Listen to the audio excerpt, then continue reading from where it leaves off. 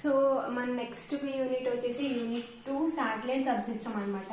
So అసలు ఈ satellite sub system అంటే ఏంటి, ఇందులో ఏమేమి ఎగ్జిస్ట్ అవుతాయి, అసలు ఈ శాటిలైట్ సబ్ సిస్టమ్ దేనికి అవసరం చూద్దాం. ఓకేనా. సో ఇప్పుడు మనం కమ్యూనికేషన్ సిస్టమ్ కోసం, కమ్యూనికేషన్ పర్పస్ కి మనం ఈ శాటిలైట్స్ ని యూజ్ చేస్తాం కదా. సో శాటిలైట్ సబ్ సిస్టమ్ ఏంటి అంటే ఈ కమ్యూనికేషన్ సిస్టమ్ ని స్టేబుల్ గా మెయింటైన్ చేయడానికి ఒక స్టేబుల్ ప్లాట్ఫామే మనకి ఈ సబ్ సిస్టమ్ అనమాట. సో ఈ సబ్ సిస్టమ్ లో ఏమేమి మనం ప్లేస్ చేస్తాము అంటే antennas, electrical power systems etcetera ఇవన్నీ కూడా మనం ఈ సబ్ సిస్టమ్ లో ప్లేస్ చేస్తాం అనమాట. సో ఇవి ఏంటి అంటే, సో ప్లేస్ చేయడం వల్ల ఏంటి అంటే, సో ఈ ఎలక్ట్రికల్ సబ్ సిస్టమ్స్ ని, యాంటీనాస్ ఇవన్నీ కూడా ఒక స్టేబుల్ టెంపరేచర్ దగ్గర అంటే కాన్స్టెంట్ టెంపరేచర్ వచ్చేలాగా మనం వీటిని ప్లేస్ చేసుకుంటాం అనమాట. ఓకేనా. సో ఇక్కడ టెంపరేచర్ ఫ్లక్చుయేషన్స్ వచ్చినప్పుడు, టెంపరేచర్ హై లో అయినప్పుడు ఏంటి అంటే మనకి డివైస్ అనేవి పాడైపోతాయి అనమాట. సో అట్లా కాకుండా కాన్స్టెంట్ టెంపరేచర్ ని మెయింటైన్ చేస్తాము. సో ఈ శాటిలైట్ సబ్ సిస్టమ్ లోకి మనం ఏమేమి వస్తాయో మెయిన్ గా చూద్దాం అనమాట. సో ఫస్ట్ వచ్చేసి మనకి AOCS అనమాట. సో AOCS అంటే ఏంటి అంటే attitude and orbit control system అనమాట. So attitude and orbit control system ఏం చేస్తుంది, ఆర్బిట్ కంట్రోల్ సిస్టమ్ ఏం చేస్తుంది ఏంటి అనేది ఒక్కొక్క కాన్సెప్ట్ ఇండివిజువల్ గా చూద్దాం. ఓకేనా. సో నెక్స్ట్ వచ్చేసి TTMC. So TTC and M. So TTC and M అంటే ఏంటి అంటే telemetry tracking command and monitoring. So ఈ telemetry tracking command and monitoring దేనికి యూజ్ చేస్తాము ఏంటి అన్నది కూడా ఒక సెపరేట్ కాన్సెప్ట్ మనకి యూనిట్ లో. సో అది కూడా చూద్దాం. ఓకేనా. సో నెక్స్ట్ వచ్చేసి పవర్ సిస్టమ్ అనమాట. సో మనకి శాటిలైట్ వర్క్ అవ్వాలి అంటే మనకి పవర్ సిస్టమ్ ఖచ్చితంగా కావాలి కదా. సో ఈ పవర్ సిస్టమ్ కూడా ఒక యూనిట్ కింద మనకి ఇందులో ఉంటుంది. సో నెక్స్ట్ కాన్సెప్ట్ వచ్చేసి, సో నెక్స్ట్ సబ్ సిస్టమ్ వచ్చేసి మనకి పవర్ సిస్టమ్ తర్వాత కమ్యూనికేషన్ సిస్టమ్ అనమాట. సో కమ్యూనికేషన్ సిస్టమ్ లో ఏం ఎగ్జిస్ట్ అయితే ఏంటి అన్నది కూడా చూద్దాం. సో నెక్స్ట్ కమ్యూనికేషన్ సిస్టమ్ తర్వాతన శాటిలైట్ యాంటీనాస్ అనమాట. సో ఏంటవి, శాటిలైట్ యాంటీనా. సో శాటిలైట్ కి అవసరమైన యాంటీనాస్ అన్ని కూడా ఈ శాటిలైట్ ఈ సబ్ సిస్టమ్ అనమాట. సో ఈ 5 కూడా మనకి ఒక శాటిలైట్ లో ఇంపార్టెంట్ సబ్ సిస్టమ్స్ అనమాట. సో ఇక్కడ AOCS అంటే attitude and orbit control system అన్నాం కదా. సో ఫస్ట్ కాన్సెప్ట్ వచ్చేసి మనకి AOCS అనమాట. సో ఈ AOCS అంటే ఏంటి, సో ఇది ఏం చేస్తుంది, దేని పర్పస్ కి మనం AOCS సిస్టమ్ ని ప్లేస్ చేస్తాము చూద్దాం. So first attitude and orbit control అంటున్నాం. సో ఇక్కడ మనకి ఆర్బిట్ అంటే ఏంటో తెలుసు. సో ఆర్బిట్ లో కొన్ని డీవియేషన్స్ వస్తాయి. సో దాన్ని కంట్రోల్ చేయడానికి ఆర్బిట్ కంట్రోల్ సిస్టమ్ ని యూజ్ చేస్తాము. సో అట్లా కాకుండా యాటిట్యూడ్ అంటే ఏంటి, సో ఒక శాటిలైట్ కి యాటిట్యూడ్ అంటే ఏంటి అంటే దాని యొక్క పొజిషన్ అనమాట. సో అంటే ఒక శాటిలైట్ ఎలా కనిపిస్తుంది అన్న దాన్ని మనం యాటిట్యూడ్ అని చెప్పేసి అంటాం. సో నథింగ్ బట్ దాని యాంటీనాస్ ఎట్ సైడ్ ప్లేస్ అయి ఉన్నాయి, ఏ సైడ్ ని ఫేస్ చేస్తున్నాయి, అండ్ అలాగే దాని కెమెరాస్ ఎలా ఫేస్ చేసి ఉన్నాయి, సో ఇది ఏ పొజిషన్ లో ఉంది ఎక్సెట్రా అవన్నీ కూడా మనకి యాటిట్యూడ్ లో వస్తాయి. సో మనకి AOCS లో దాని యొక్క యాటిట్యూడ్ అంటే దాని పొజిషన్ ని, ఒక శాటిలైట్ ఎట్లా కనిపిస్తుంది అన్న దాన్ని కంట్రోల్ చేస్తాము. అట్ ద సేమ్ టైం అది దాని యొక్క ఆర్బిట్ అంటే దాని ఎర్త్ చుట్టూరు ఎట్లా రొటేట్ అవుతుంది, ఏ ఆర్బిట్ లో తిరుగుతుంది అన్నది కూడా మనం ఈ ఆర్బిట్ కంట్రోల్ సిస్టమ్ తో కంట్రోల్ చేస్తాం అనమాట. ఓకేనా. So next TTC and M. So TTC and M అంటే telemetry tracking command and monitoring. So అది నెక్స్ట్ కాన్సెప్ట్ లో చూద్దాము. సో ఇది మెయిన్ కాన్సెప్ట్. ఇప్పుడు యాటిట్యూడ్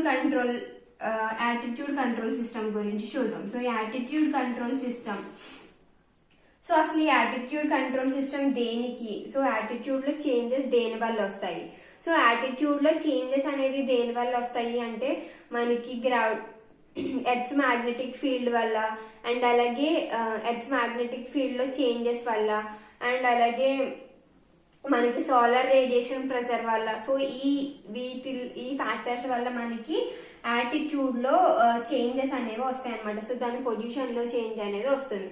సో ఇలా మనకి ఒక శాటిలైట్ మీద నెంబర్ ఆఫ్ ఫోర్సెస్ యాక్ట్ చేసినా కూడా, సో ఈ రేడియేషన్ ప్రెషర్ వల్ల and at the same time magnetic field లో వచ్చే చేంజెస్ వల్ల మనకి యాటిట్యూడ్ లో చేంజ్ అనేది వస్తుంది అనమాట. సో ఈ యాటిట్యూడ్ కంట్రోల్ సిస్టమ్ ఏం చేస్తుంది అంటే ఈ ఫోర్సెస్ అన్నిటిని కౌంటర్ చేసి అంటే ఎలిమినేట్ చేసి మనకి కరెక్ట్ యాటిట్యూడ్ లో దీన్ని ప్లేస్ చేసేలాగా మనకి యాటిట్యూడ్ కంట్రోల్ సిస్టమ్ యూజ్ అవుతుంది అనమాట.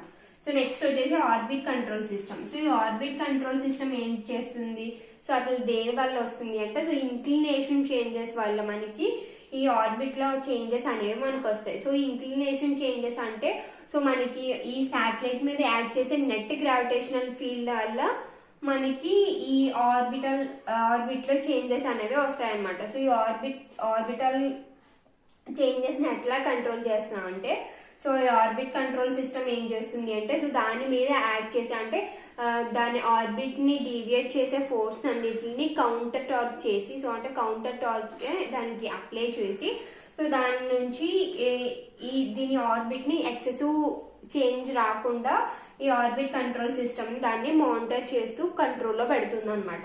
ఓకేనా.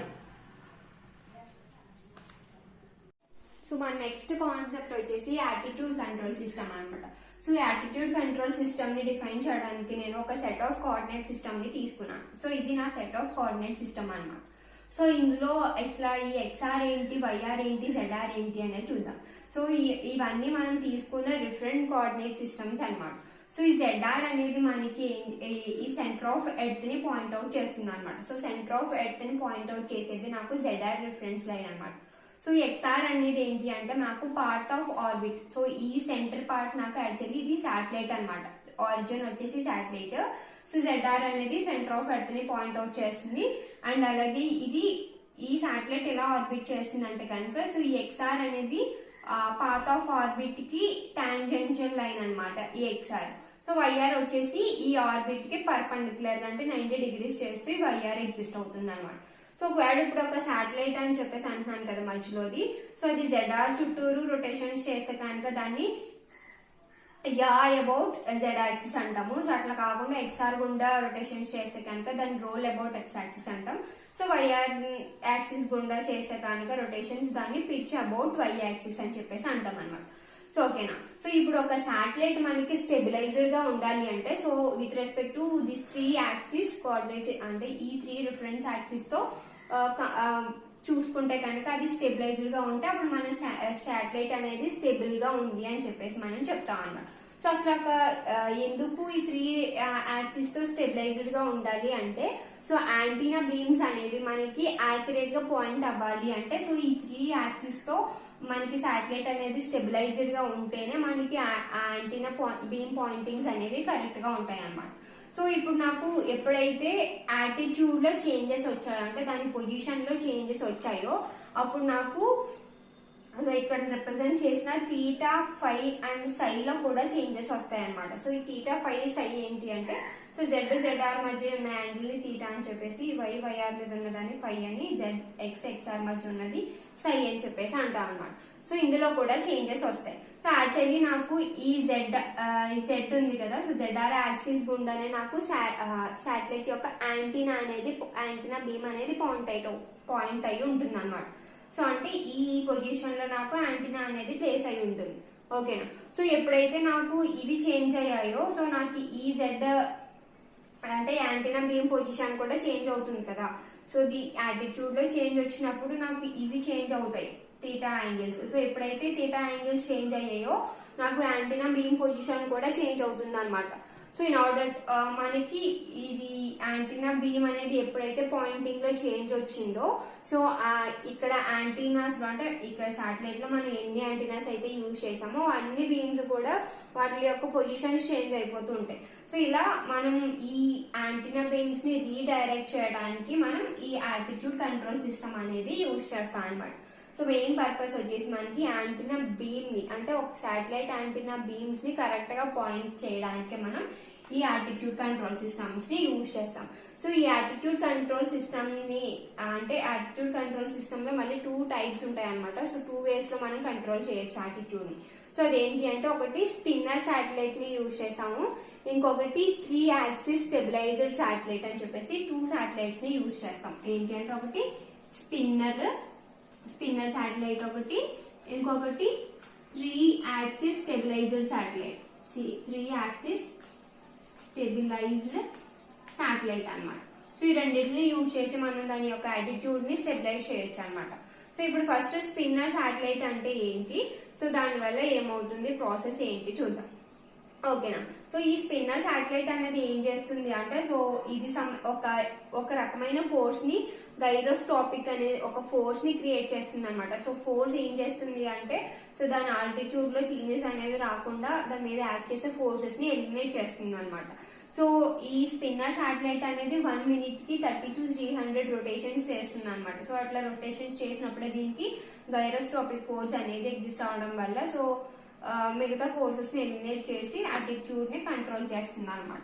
ఓకేనా. సో ఇన్ డెప్త్ ఈ స్పిన్నర్ శాటిలైట్ ని కూడా ఇన్ డెప్త్ చూద్దాము. సో యాటిట్యూడ్ కంట్రోల్ లో ఫస్ట్ ఏంటి అంటే స్పిన్నర్ శాటిలైట్ కదా. సో ఈ స్పిన్నర్ శాటిలైట్ లో మనకి ఒక సిలిండ్రికల్ షేప్డ్ డ్రమ్ అనేది ఎగ్జిస్ట్ అవుతుంది అనమాట. సో ఈ డ్రమ్ లో ఏంటంటే మనకి solar cells, power systems etcetera ఇవన్నీ ప్లేస్ చేసి ఉంటాయి అనమాట. సోలార్ సెల్స్ ఎక్సెట్రా అవి ఉంటాయి. ఓకేనా. సో ఇప్పుడు మనకి స్పిన్నర్ శాటిలైట్ అనేది ఏ యాక్సిస్ మీద రొటేట్ చేస్తుంది అంటే వై యాక్సిస్ మీద రొటేట్ చేస్తుంది. సో వై యాక్సిస్ మీద రొటేట్ చేస్తుంది కాబట్టి దీన్ని ఏమంటాం, పిచ్ అబౌట్ వై యాక్సిస్ అని చెప్పేసి అంటాం. సో ఇది వై యాక్సిస్ లో రొటేట్ అవుతుంది కాబట్టి దాన్ని పిచ్ అంటాం కదా. సో దీంట్లో పిచ్ కరెక్షన్స్ ఎప్పుడు అవసరం అవుతాయి, సో ఏ కండిషన్ లో అవసరం అవుతాయి అంటే, సో డీ స్పన్ యాంటీనాస్ అనేవి ఈ స్పిన్ యాంటీనాస్ లో ఉంటాయి అనమాట.